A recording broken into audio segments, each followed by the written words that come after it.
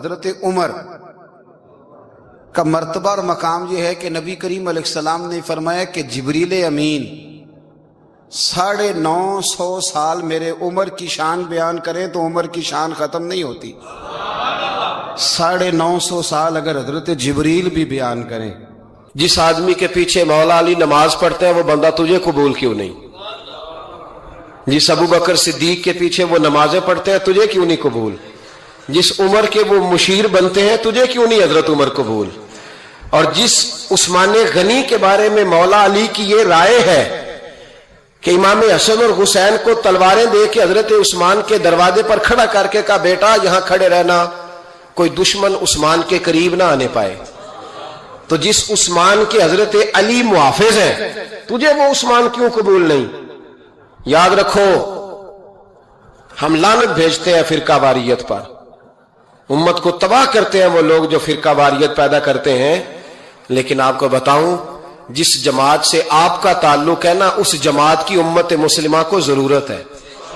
قیامت بھی 10 محرم کو ہی آئے گی، جمعے کا دن ہوگا، تو میں آج دل کو حاضر ناظر رکھ کے اپنی طبیعت کو حاضر پا کے باشعور آپ کو کہہ رہا ہوں جاگ کے سننا خدا کا واسطہ، آپ اس جماعت سے تعلق رکھتے ہیں، اگر کافر کے سامنے اسلام کا کوئی چہرہ پیش ہو سکتا ہے تو صرف سنی کا چہرہ پیش ہو سکتا ہے، ختم ہو گئی بات، ورنہ کوئی صحابی کا بے ادب ہے، کوئی اہل بیت نبوت کا، آج مجھے کہہ لینے دو، کھول کے کہہ لینے دو، لوگ دلیلیں دیتے پھرتے ہیں، کہتے ہیں جی ایک وہ پینٹ کوٹ والا مولوی ہے، اس نے اینک بھی لگائی ہے، داڑھی بھی رکھی ہے، پینٹ کوٹ بھی پہنتا ہے، اس نے جی 1500 بندہ ایک دن مسلمان کر دیا، ایک دن 1000 مسلمان کر دیا، پر پتہ ہے وہ بدبخت کہتا کیا ہے؟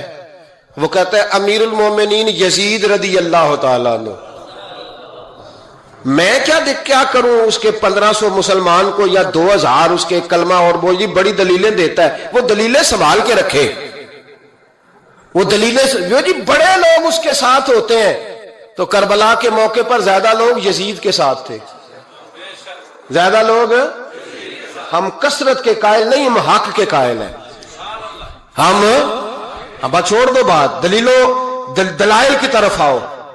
عجیب تماشا ہے، اور ایک مولوی صاحب اس کی حمایت کر رہے تھے، کہتے نہیں بندہ ٹھیک ہے وہ بھول گیا تھا، اصل میں قصور عبید اللہ ابن زیاد کا تھا، اصل میں غلطی عمر بن سعد کی تھی، تو یزید کو زیادہ الزام نہیں دینا چاہیے۔ میں نے کہا بڑی تمہاری قریبی رشتہ داری ہے یزید کے ساتھ، تو اللہ سے دعا کیوں نہیں مانگتے کہ تمہارا حشر یزید کے ساتھ کرے؟ مانگنی چاہیے نا دعا، کیا خیال ہے آپ کا؟ ہم الحمدللہ جمعے والے دن مسجد میں بیٹھ کے دعا کرتے ہیں یا اللہ ہمارا حشر امام حسین کے غلاموں میں کرنا، تو بھی کرنا، جرت کر، جرت ہماری جرت دیکھ، ہم یہ نہیں کہتے ان کے ساتھ کر، ہم کہتے ہیں یا اللہ ہمارا حشر ان کے، ہماری جرت دیکھو، ہم ان کے غلاموں میں، قدموں میں، نوکروں میں بیٹھنے کو دعا مانگ رہے ہیں، یا اللہ ہمارا ان کے غلاموں میں، غلاموں کے، تو بھی جرت کر دلیری، کر جرت، کہ یا اللہ میرا حشر یزید کے ساتھ کر دلیری، اگر اتنا ہی اچھا تھا تو۔ بے شرمو اتنا ظلم نہ کرو، اتنی زیادتی، اتنا ظلم نہ کرو، یہ ظلم ہے۔ امام حسین جمعے والے دن خطبہ پڑھنے لگے، جمعے سے پہلے امام حسین نے خطبہ پڑھا، اور آپ نے ایک جملہ کہا جو ہمیشہ یاد رکھا جائے گا، آپ نے فرمایا یزید کو جا کے بتا دو کہ مجھ جیسا تجھ جیسے کی بیعت نہیں کر سکتا۔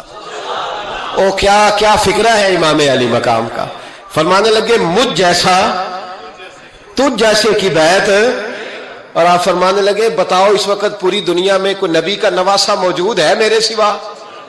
حضرت آدم سے لے کر مصطفیٰ کریم تک اس وقت پوری دنیا میں کوئی نبی کا نواسہ ہے؟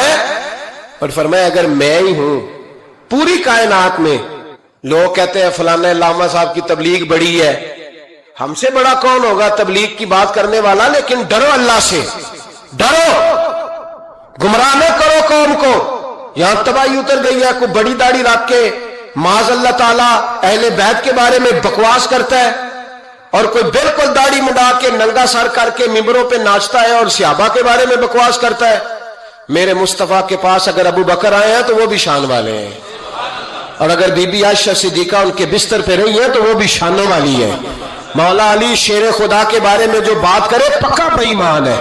عجیب تماشا لگ گیا ہے، جی جو رب نبی پاک کے جسم کے قریب مکھی نہیں آنے دیتا وہ گندا بندہ حضور کے قریب آنے دیتا ہے؟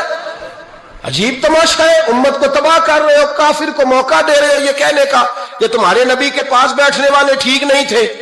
اگر حضور کے پاس بیٹھنے والے ٹھیک نہیں تھے تو بعد والے کیسے ٹھیک ہو گئے؟ تو یہ باز آنا چاہیے ان بے شرموں کو، یہ امت میں تفرقہ ڈالتے، بے حیائی کرتے۔ سنو اور یاد رکھو، حضرت امام حسین نے خطبہ پڑھا نا جب جمعے والے دن، فرمایا مجھے پہچانو تو میں کون ہوں؟ تو عمر بن سعد بولا، پکے نمازی بولے۔ عمر بن سعد کہنے لگا حسین جلدی کر ہمارا جمعہ لیٹ ہو رہا ہے۔ بلے ہو نمازیو، جلدی کر ہمارا، آئے ہائے کیا نماز ہے! یعنی نبی پاک کے نواسے کو شہید کریں گے اور شہادت کے بعد جمعہ پڑھیں گے اور نماز میں کہیں گے اللہم صلی علی محمد و علی آل محمد۔ ان کو شہید کر کے قتل کر کے جمعے کا خطبہ دیا جا رہا ہے اور نماز پڑھی جا رہی ہے اللہم صلی علی محمد و علی۔ تو میرا سنی بڑا بھولا ہے، کہتا ہے جی وہ زیادہ نمازیں پڑھتے ہیں۔ تو زیادہ نمازیں تو عمر بن سعد بھی پڑھتا تھا، تو بھولا۔ او خدا کے دیکھیں نا، جتنی نماز کی اخلاق کی بات شاید میں کرتا ہوں، آپ کو جماعت میں کم لوگ ملیں گے، لیکن یاد رکھنا نماز عقیدہ نہیں، روزہ عقیدہ نہیں، عقیدہ حسین ہے، عقیدہ حسن ہے، عقیدہ علی ہے، عقیدہ عثمان غنی ہے، عقیدہ عمر فاروق ہے۔ میں اس شخص کو کیا کروں؟ مجھے اس شخص کی کیا ضرورت ہے جو ممبر پہ بیٹھ کے کہتا ہے حسین ابن علی باغی تھے؟ وہ شخص، اس کی نماز روزہ حج زکات دیکھا جائے گا؟ آؤ قرآن مجید سورہ شورا آیت نمبر 23، گھر جا کے قرآن مجید کھولو، یہ والی آیتیں بھی پڑھا کرو، یہ والی بھی کھولا کرو۔ صحابہ جمع ہو کے نبی پاک کے پاس آئے، عرض کی یا رسول اللہ صلی اللہ علیہ وسلم آپ کے خرچے زیادہ ہیں، آمدن کا ذریعہ کوئی نہیں۔ جس طرح آج لوگ ہر پیر صاحب سے نہیں پوچھ رہے، علامہ صاحب سے، کہ آپ کام کوئی نہیں کرتے، کپڑے پھر بھی سفید پہنتے ہیں، کیا ذرائع آمدن ہے، پھر بھی آپ گاڑی میں گھومتے ہیں۔ ہمارا تو پروگرام تھا مولوی بھوکا مر جائے، پر اس کے پاس آتے ہیں تو یہ تازی چائے پلاتا ہے۔ کیا مطلب، کس طرح کا رویہ ہے؟ صحابہ کے بار وہ یہ نہیں سوچتے تھے آتے کام، وہ کہتے تھے آگے بڑھ کے حصہ ڈالیں۔ وہ سارے آگے بڑھے، کہا یا رسول اللہ صلی اللہ علیہ وسلم اخراجات زیادہ ہیں، ذرائع آمدن بظاہر کوئی نہیں، نذرانوں پہ اعتراض نہ کیا کرو، نذرانہ دینا نبی پاک کی سنت ہے، نذرانہ قبول کر لینا نبی پاک کی، بولو، حضور کی سنت ہے۔ تو صحابہ جمع ہو کے آئے، ایک جگہ پہ میٹنگ کی، کہا تھوڑے سے پیسے ہر مہینے پیش کریں گے۔ تو حضور سے بات کون کرے گا پیسوں کی؟ کہا ہم نے نہیں کرنی، نبی پاک کے چچا جناب عباس کریں گے۔ حضرت عباس رضی اللہ تعالیٰ عنہ کے ذمے لگایا گیا، جناب عباس آئے، حضرت عباس رضی اللہ تعالیٰ عنہ پیسے لے کے آئے، اور سیانے بندے تھے، انہوں نے بڑی سمجھداری والی، عقل مندی والی بات چھیڑی۔ یہ نہیں کہا کہ حضور ہم یہ نذرانہ دیں گے، کہنے لگے یا رسول اللہ ہمیں پتہ ہے آپ کی مذہبی مصروفیت اتنی ہے کہ آپ کو ٹائم نہیں ملتا کاروبار کرنے کا، اگر آپ کام کریں گے تو پھر آپ کس طرح کر کے دین کا کام ہو سکے گا؟ اور یا رسول اللہ آپ نے جو ہمارے لیے کیا ہے اس کا ہم بدلہ نہیں دے سکتے، ایک حرف کا بدلہ نہیں دے سکتے، حضور یہ تھوڑا سا نذرانہ ہر مہینے لایا کریں گے، قبول کر لیں۔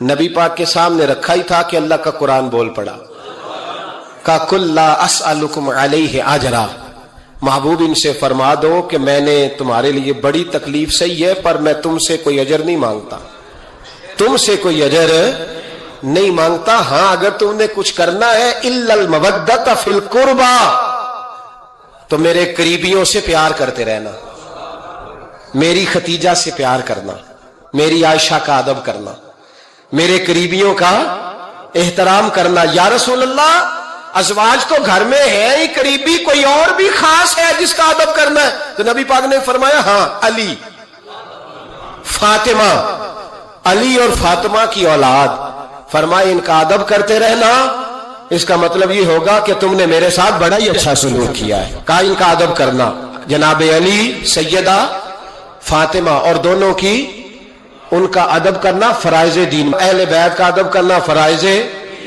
کچھ لوگ کہتے ہیں کچھ لوگ جی سید بن گئے ہے نہیں، پر تو میں کہ جڑے بن گئے انہوں نے اللہ آپ ہی پوچھ لے گا، تو ادب کر، جڑے بن گئے نے اللہ شیخ الاسلام والمسلمین حضرت خواجہ قمر الدین سیالوی رحمت اللہ تعالی علیہ، دو بندے خواجہ صاحب سے ملنے آئے تو ان کو پتا تھا کہ خواجہ صاحب سیدوں کا بڑا احترام کرتے ہیں، تو دو بندے آ گئے، کچھ لینے کچھ مانگنے، تھے فرار دونوں۔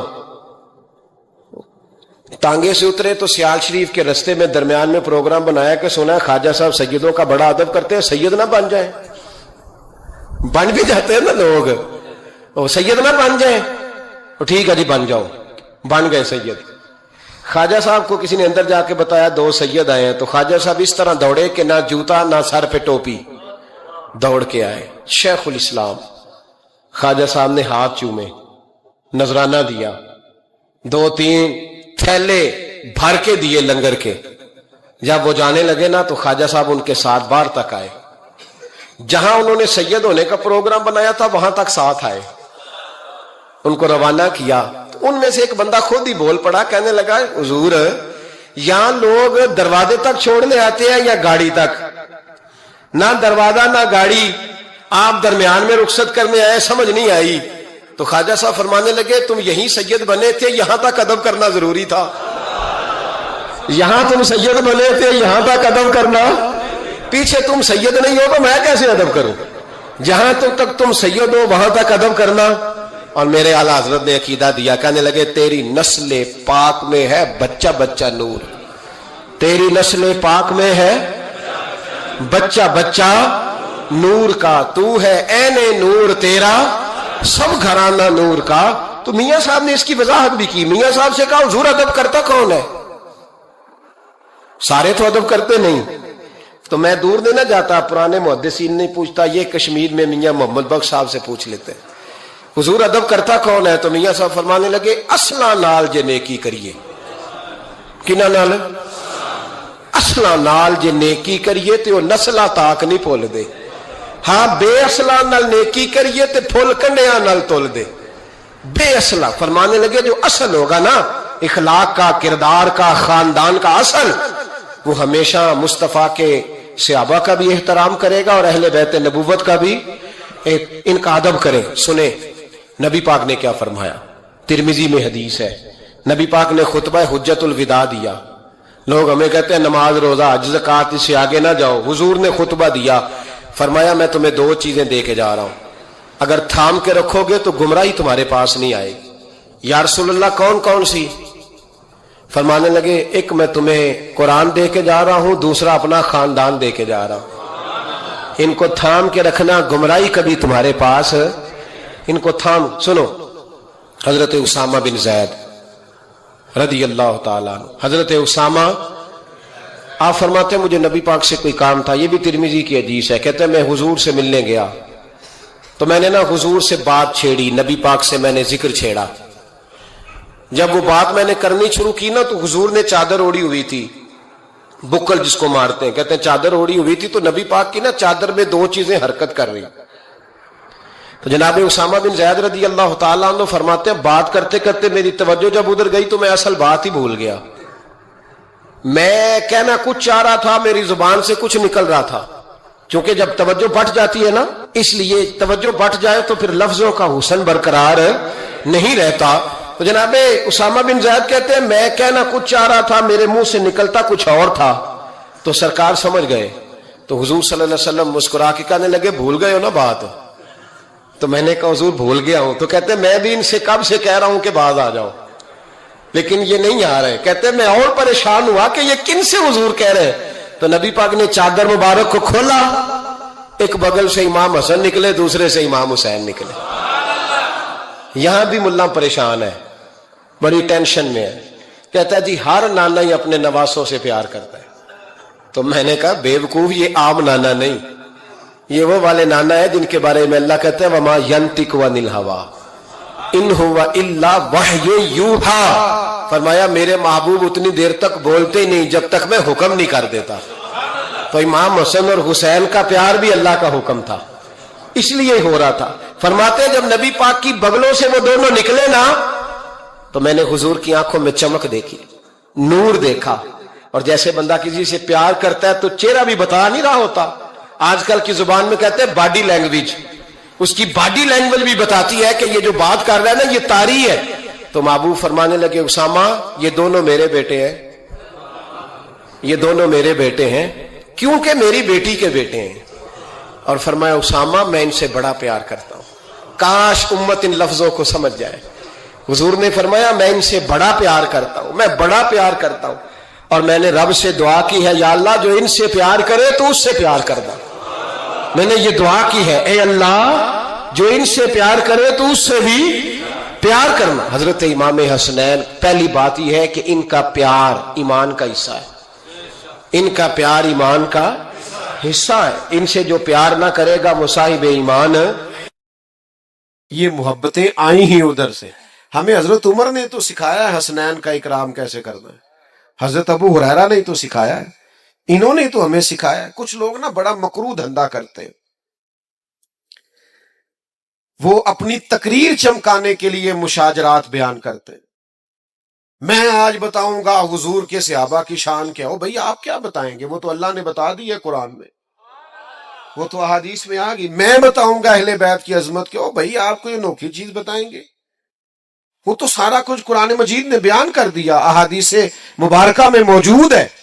آپ ایک راوی ہیں, آپ روایت کریں, آپ بیان کریں پڑھ کے, آپ انتشار کا باعث نہ بنے, عقیدتوں کے فروغ کا باعث بنے, محبتوں کے فروغ کا باعث بنے.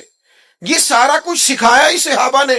آپ کے پاس کہاں سے آیا, آپ کو کیسے پتا چلا کہ صحابہ حضور کی اولاد کا اکرام کرنا؟ یہ صحابہ نے بیان کیا, صحابہ سے ہی ہمیں ملا ہے, یہ صحابہ کی ہی طرز زندگی سے ہم نے سیکھا ہے. توجہ کیجئے گا بات پر. کوئی کام پڑ گیا حضرت امام حسن کو حضرت عمر فاروق سے, امیر المومنین تھے جناب عمر, تو آپ تشریف لے گئے ملاقات کے لیے حضرت فاروق اعظم کی خدمت میں. جب پہنچے نا تو دروازے کے باہر آپ کے اپنے بیٹے حضرت عبداللہ ابن عمر بھی کھڑے تھے. تو حضرت امام حسن رضی اللہ تعالیٰ عنہ جناب فاروق اعظم کے صاحبزادے سے کہنے لگے آپ یہاں کیوں کھڑے ہیں؟ تو فرمانے لگے کہ والد صاحب کے پاس نا کچھ مہمان آئے ہیں, تو کوئی میٹنگ چل رہی ہے, کچھ گورنر حضرات بیٹھے ہیں, تو مجھے انہوں نے کہا تم ذرا باہر کھڑے ہو, کوئی بات کر رہے ہیں وہ, تو میں آ گیا ہوں. تو امام حسن فرمانے لگے ٹھیک ہے میں بھی ظہر کے وقت مسجد میں مل لوں گا, مجھے کوئی کام تھا. تو حضرت عبداللہ فرمانے لگے نہیں آپ چلے جائیں, آپ تو حضور کے شہزادے ہیں. انہوں نے کہا نہیں وہ مصروف ہیں. انہوں نے کہا بھی, لیکن امام حسن واپس تشریف لے گئے. جب جناب عمر فارغ ہوئے تو حضرت عبداللہ ابن عمر نے بتایا کہ امام حسن آئے تھے. تو حضرت فاروق اعظم فرمانے لگے روکا کیوں نہیں, مجھے بلایا کیوں؟ عرض کی حضور میں نے ان سے کہا تھا, عرض کیا تھا, پر وہ چلے گئے. حضرت فاروق اعظم نہ گھر گئے نہ مسجد گئے, سیدھے امام حسن کے گھر گئے.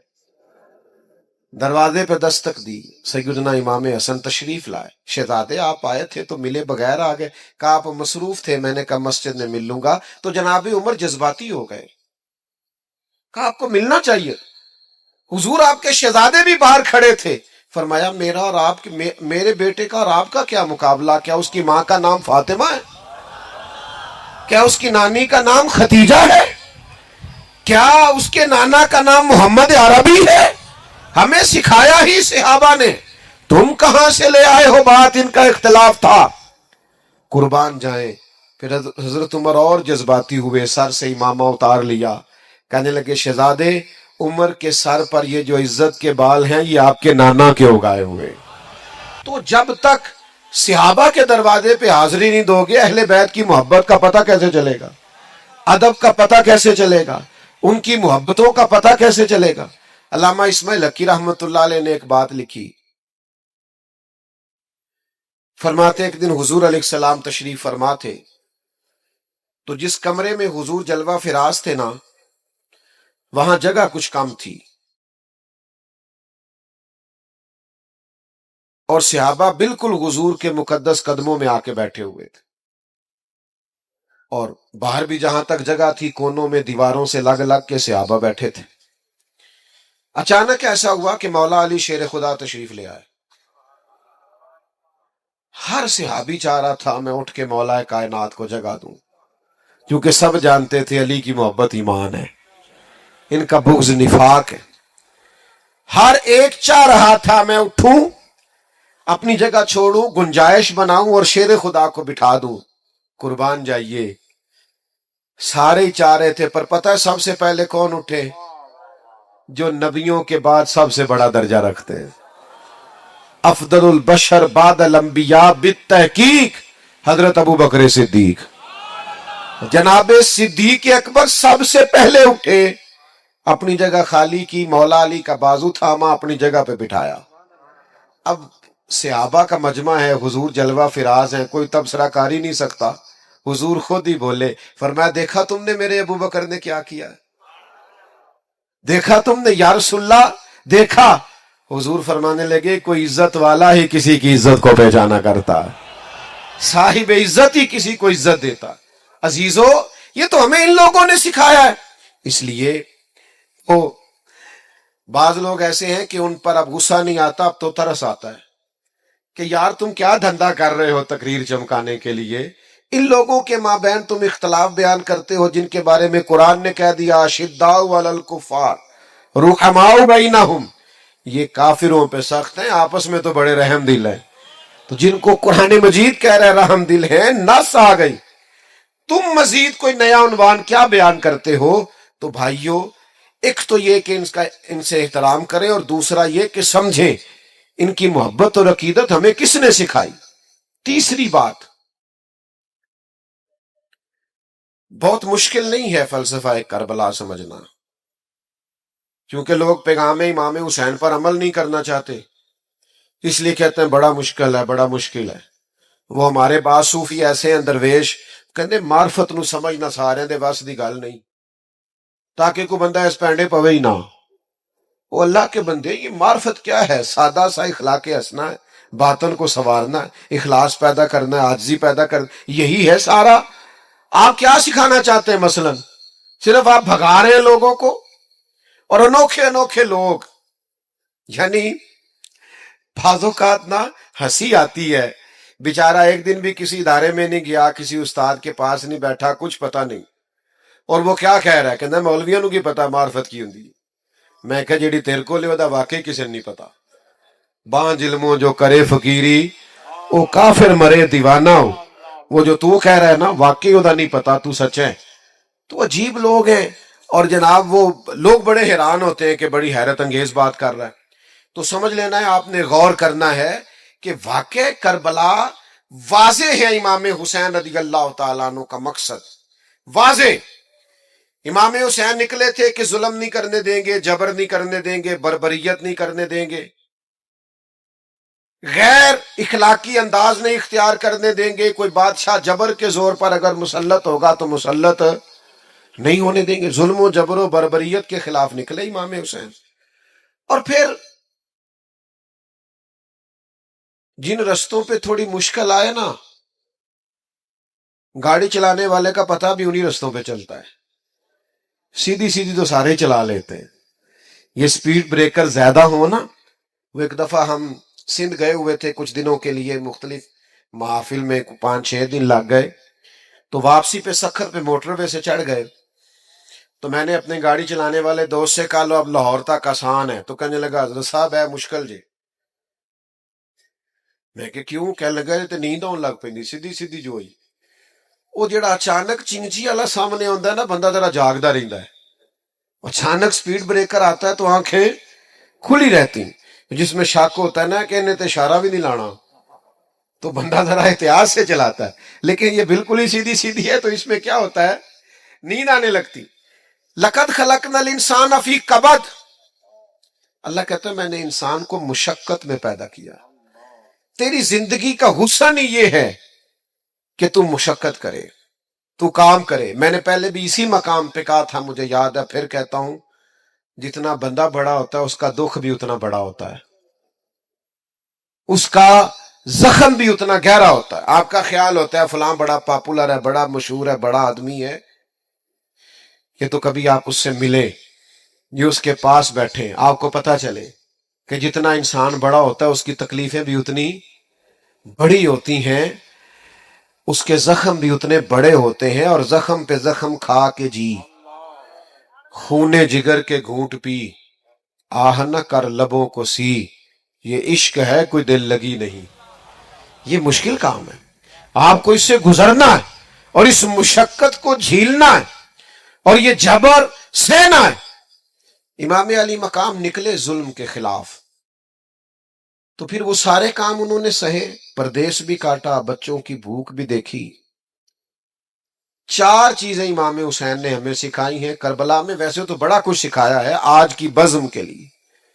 سب سے پہلے امام حسین نے ہمیں سکھایا ہے کہ جو چیز جیتا کرتی ہے وہ صبر ہے۔ جس چیز میں اللہ کی مدد شامل ہوتی ہے وہ صبر ہے۔ صبر ایک بہت بڑی تدبیر کا نام ہے، صبر بہت بڑی طاقت ہے۔ جو آپ کی ساری باتیں سن کے تلک چپ کر گیا ہے نا، اس کے صبر سے ڈرو۔ جو بہو پورے خاندان کا جبر سہ کے صبر کرتی ہے، اس کے صبر سے ڈرو۔ جس کا فیکٹری کا آنر اور مالک اپنے مزدوروں پر ظلم کرتا ہے، جبر کرتا ہے اور ان کی توہین معاذ اللہ کرتا ہے، وہ ان کے صبر سے ڈرے۔ کیوں؟ اس لیے کہ صبر والا بڑا طاقتور ہوتا ہے۔ کیوں؟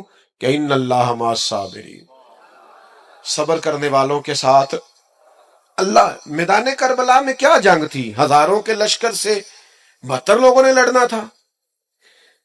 وہ جنگ تلواروں سے نہیں تھی، نیزوں کی نیزوں سے نہیں تھی۔ کربلا میں ظلم کی جنگ صبر کے ساتھ تھی، جبر کی جنگ صبر کے ساتھ تھی۔ صبر جیت گیا اور ظلم ہار گیا۔ وہ جو جیت گئے وہ حسین ہے، اور جو 4 سال حکومت کر کے ہار گیا وہ یزید ہے۔ تو عزیز، صبر اپنی زندگی میں پیدا کریں، حوصلہ۔ ہمارے اندر نا بڑی بے صبری آ گئی ہے، منٹ منٹ پہ تلخ ہوتے ہیں، لڑائیاں ہیں، جھگڑے، حوصلہ نہیں، برداشت نہیں، قوت نہیں۔ دل بڑا کرو، ظرف بڑا کرو، صبر پیدا کریں۔ آپ کو محسوس ہوگا کہ آپ طاقتور ہوتے جا رہے ہیں۔ دوسری بات ہمیں امام حسین نے کربلا میں سکھائی ہے استقامت۔ مجھے ایک بچہ کہنے لگا کہ میں بڑے کام کرنا، کوئی بھی توڑ نہیں چڑھتا۔ میں کیا تو بڑے رہن دے، کوئی ایک ہی کام کر، لیکن استقامت سے کر۔ پتھر بھی کہیں پڑا رہ جائے نا مستقل، تو اس پہ مٹی چڑھتی رہتی ہے، وہ طاقتور ہو جاتا ہے، وزنی ہو جاتا ہے۔ ایک قطرہ ٹوٹی سے گرے نا، نل کبھی لیک ہو جائے، قطرہ گرے تو نیچے پتھر بھی ہو نا، گرے ذرا مستقل، اس میں بھی سوراخ کر دیتا ہے۔ حالانکہ پانی سے پتھروں میں سوراخ، لیکن سوراخ کیوں ہو گیا؟ کہ وہ مستقل گرا ہے۔ آپ کوئی کام مستقل کریں گے تو فتح یاب ہو جائیں گے، لیکن ہم کیا کرتے ہیں؟ صبح ارادہ اور ہے، اور دوپہر کو پروگرام اور ہے، اور شام کو بالکل ہی اور ہے، تو پھر کوئی کام نہیں ہوتا۔ مستقل آپ کام کریں، مستقل بنیادوں پہ۔ چیزیں آئیں گی آپ کو کمزور کریں گی، کبھی اولاد، کبھی مال، کبھی وطن، لیکن امام حسین سے سیکھو نا۔ امام علی مقام ایک جگہ بھی کمزور نہیں پڑے۔ سیدنا امام حسین رضی اللہ تعالیٰ عنہ اتنے طاقتور رہے کہ انہیں اپنے پیاروں کی میتیں بھی اٹھا کے لانی پڑی، تو پھر بھی وہ استقامت کے ساتھ کھڑے رہے۔ کہیں کھڑے تو ہوں، ضروری نہیں ہے حالات ہمیشہ آپ کے مطابق ہی ہوں، حالات اوپر نیچے ہوتے رہتے۔ وہ ایک بزرگ تھے تو ان پر کسی نے کوئی الزام لگا دیا، الزام جھوٹا تھا، تو پیار کرنے والوں نے پتھر مارنے شروع کر دیے۔ تو ایک آدمی گزرا تو پھول پھینک گیا، تو شیخ نے پھول اٹھا کے واپس کر دیا، کہنے لگے آج کل پھولوں کے دن نہیں، پتھروں کے ہیں، بڑی جلدی پھولوں کے بھی آنے والے ہیں، پھر پھول لیں گے تم سے انشاءاللہ۔ ابھی ہمیں یہ دن بھی تھوڑے سے اسی طرح مسکرا کے گزارنے دو، دن جو ہمارے چل رہے ہیں۔ تو میرے بھائی یاد رکھیے گا اور سمجھیے گا، استقامت سے وقت گزارے، دن تو اوپر نیچے ہوتے رہتے ہیں۔ تیسری بات، اپنی اولاد کی تربیت سخت بنیادوں پر کریں۔ بچوں کی ساری خواہشات پوری کرنا بعض اوقات ان کے ساتھ زیادتی ہوتی ہے۔ جی میں جو انہوں نے کہا میں نے لا کے دی ہے، آپ نے غلط کیا بھیا۔ آپ کو کچھ چیزیں نہیں بھی دینی چاہیے تھی تاکہ زندگی میں اگر انہیں کبھی کوئی چیز نہ ملے تو ان کے دل نہ ٹوٹے، ان کو صبر کرنا بھی آئے، حوصلہ بھی کرنا آئے، کبھی کبھی آپ کو انکار بھی ہونا چاہیے. یعنی وہ کچھ لوگ ایسے ہوتے ہیں جن کا پتہ ہوتا ہے ان کو انکار بھی کر دیا نہ جا تیرے حال نہیں ہونا آتے وہ اپنے انہیں مڑ بھی جانا کدھرے نہیں تو نہیں جاتا بندہ، کئی دفعہ نہیں بلاتا، نہیں جاتا، نہیں زیادہ ملاقات کرتا، پتہ ہے بندہ اپنا ہے. تو کچھ ایسے تعلقات ہوتے ہیں جو کسی قیمت پہ ٹوٹتے نہیں. تو کچھ ایسا کرے کہ اولادوں کی سخت بنیادوں پر تربیت کرے. دیکھیں نا حضور سید عالم صلی اللہ علیہ وسلم نے تربیت کی ہے اپنی اولاد کی، تو کن بنیادوں پہ سرور کائنات نے تربیت کی؟ حضور سید عالم علیہ السلام نے اس بنیاد پر تربیت کی کہ اللہ سے دعا مانگی، اے اللہ ایک وقت روٹی دینا اور ایک وقت فاقہ دینا. فاقے رہے، ہفتہ ہفتہ فاقے رہے سیدہ پاک کے گھر میں. کائنات کے سب سے عظیم شہزادے تو یہ تھے نا. تو یہ فاقے سے رہنا اور مشقت سے رہنا، حضرت علی رضی اللہ تعالیٰ عنہ خود اپنے بچوں کی تربیت کرتے تھے. ہمارے گلی میں لڑائی ہو جائے نا اور کسی پر ظلم بھی ہو رہا تو ہم اپنے بچے سے کہتے ہیں بیٹا تو نہیں باہر جانا، ساڑی نہیں لڑائی. لیکن جب بلوانیوں نے امام حضرت عثمان غنی رضی اللہ تعالیٰ عنہ پہ حملہ کیا تو مولا علی خود تلواریں دے کے دونوں شہزادوں کو دروازے پہ کھڑے کر کے آئے تھے، بیٹا تمہارے خالو کا گھر ہے، کوئی شریر اندر نہیں جانا چاہیے. اپنے بچوں کو تیار کیا مشقت کے لیے، محنت کے لیے، جدوجہد کے لیے. اپنے بچوں کو بہت زیادہ دولت جمع کر کے دینے سے بہتر ہے انہیں محنت کا عادی بناؤ. بہت پیسے دے کے چلے جاؤ، یہ محنت کے عادی نہیں ہوں گے، یہ تو مہینوں میں کھا جائیں گے. اصل کام تو یہ ہے کہ یہ علم والے ہوں، ہنر والے ہوں، سمجھ والے ہوں. یہ امام علی مقام نے کردار ادا کیا. مجھے ایک دفعہ ایک دوست نے پوچھا کہ علماء کہتے ہیں کہ 3 دن پانی نہیں ملا اور کھانا نہیں ملا تو پھر بھی وہ بڑی بہادری سے لڑے، تو ہم روزہ رکھتے ہیں، عصر کے وقت اٹھا نہیں جاتا، وجود ساتھ نہیں دیتا. تو انسانی وجود میں اتنی طاقت نہیں ہوتی کہ 3 دن کھائے پیے بغیر وہ گزارا کرے، تو کیسے ہو گیا؟ تو میں نے کہا آپ کی بات فلسفے کے لحاظ سے درست ہے، لیکن اگر کسی کی ماں نے 7-8 سال کی عمر میں سکھا دیا ہو 3 دن بھوکے پیاسے رہنا